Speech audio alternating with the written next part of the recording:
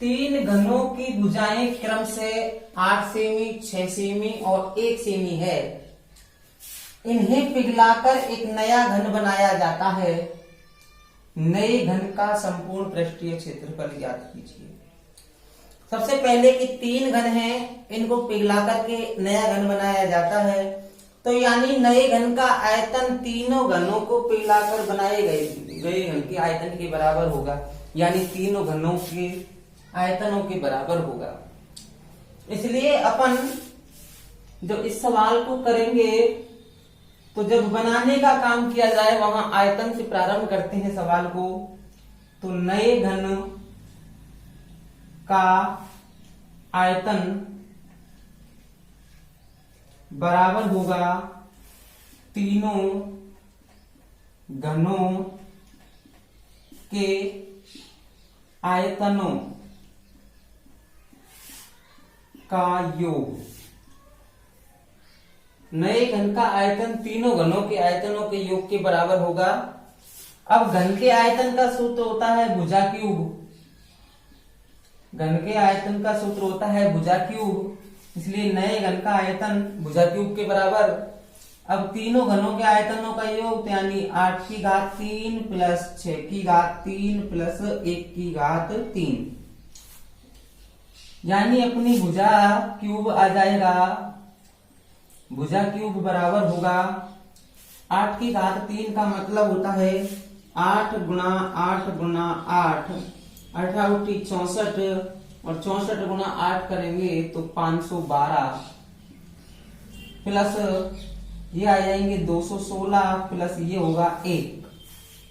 ऐसे ही इनको जोड़ेंगे तो 729, यानी भुजा क्यूब बराबर 729 हो जाएगा। अब भुजा के क्यूब को हटाएंगे तो भुजा बचेगी, और जब क्यूब हटाते हैं तो घन रूट लगाते हैं, और घन रूट 729। अब घन रूट 729 है, इसके रूट को हटाया जाएगा तो अभाज्य गुणनखंड करके हटाएंगे। तो अभाज्य गुणनखंड करना मैं आपको बता रहा हूं। 729 में 3 का भाग जाता है, 3 दूनी 6, 3 चौको 12, 3 तिया 9, फिर 3 का जाएगा 3 8 24, 3 एकम 3, फिर 3 का जाएगा 3 दूनी 6, 2 बचेंगे 3 7 21, फिर 3 का जाएगा 3 तिया 9, फिर 3 का जाएगा 3 तिया 9 और फिर 3 का जाएगा 3 एकम 3। अब देखिए कि यहाँ घात 3 है, इसलिए 3 3 के समूह ले लेंगे और 3 3 के समूह में से एक एक निकाल लेंगे, यानी 3 तिया 9। तो नए घन की भुजा जो है 9 सेमी होगी।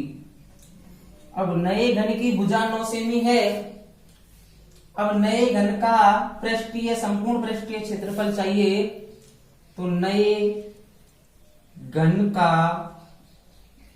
संपूर्ण पृष्ठीय क्षेत्रफल। अब घन का संपूर्ण पृष्ठीय क्षेत्रफल का सूत्र होता है 6 गुणा भुजा स्क्वायर। तो यहां आएगा 6 गुना भुजा है आपकी 9, 9 का स्क्वायर, यानी 6 गुणा 9 का स्क्वायर 9 9 81, गुणा करेंगे तो 6 एकम 6 और 6 इंटे 48। पृष्ठीय क्षेत्रफल है, क्षेत्रफल की इकाई होती है वर्ग सेमी। इस प्रकार से इसका संपूर्ण पृष्ठीय क्षेत्रफल 486 हो जाएगा। एक घनाभ 12 सेमी लंबा, 9 सेमी चौड़ा एवं और 5 सेमी ऊंचा है। घनाभ का संपूर्ण पृष्ठीय क्षेत्रफल एवं आयतन ज्ञात कीजिए। आयतन ज्ञात कीजिए। तो देखिए घनाभ की लंबाई दे रखी है, अपन को हल करेंगे तो सबसे पहले घनाभ की लंबाई, घनाभ की लंबाई अपन को दी हुई है 12 सेमी, चौड़ाई अपन को दी हुई है 9 सेमी और ऊंचाई दी हुई है ऊंचाई अपन को दी हुई है 5 सेमी। अब सवाल ने कहा है कि घनाभ का आयतन एवं संपूर्ण पृष्ठीय क्षेत्रफल ज्ञात करना है। तो सबसे पहले घनाभ का संपूर्ण पृष्ठीय क्षेत्रफल,